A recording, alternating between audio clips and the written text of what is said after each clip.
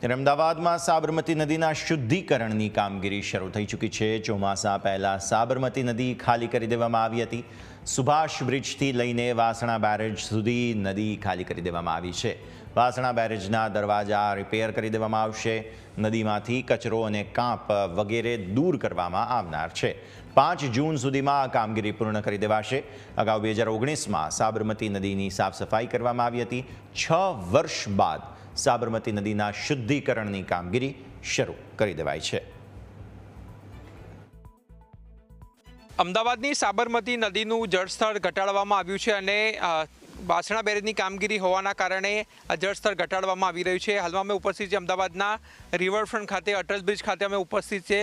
ત્યાંના દ્રશ્યો અમને બતાવશું કે અમદાવાદની જે સાબરમતી નદી છે તેમાં જે વાસણા બેરેજ આવેલો છે તેમાં કામગીરી જે છે તે કરવામાં આવનાર હોય આ દરવાજો જે છે તે ખોલી નાખવામાં આવ્યા છે અને જળસ્તર જે છે તે ઘટાડવામાં આવ્યું છે। બેરેજના ઉપરવાસમાં માટીનો જે છે તે રેમ્પ બનાવવાનો હોવાથી પાણી જે છે તે ખાલી કરાવવામાં આવી રહ્યું છે। 12મી મે એટલે આજથી લઈને 5મી જૂન સુધી વાસણા બેરેજના દરવાજાની સમારકામની કામગીરી જે છે તે પણ ચાલવાની છે અને 10મી મેથી આ ખાલી કરવાની પ્રક્રિયા જે છે તે શરૂ કરવામાં આવી છે। ખાસ કરીને જળસ્તર ઘટતા સાબરમતી જે છે તે હવે હાલ સૂકી જો દેખાઈ રહી છે અને સાબરમતી નદીનું સફાઈ અભિયાન પણ જે છે હાથ ધરવામાં આવનાર છે।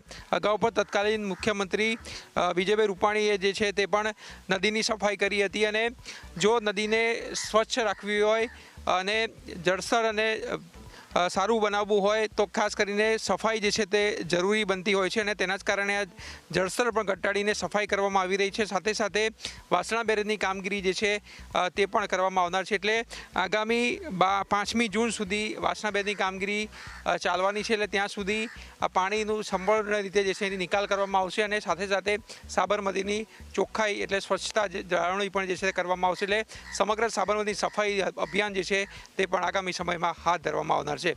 કેમેરામેન ઓમ પટેલ સાથે આશુતોષ ઉપાધ્યાય, ન્યૂઝ કેપિટલ, અમદાવાદ।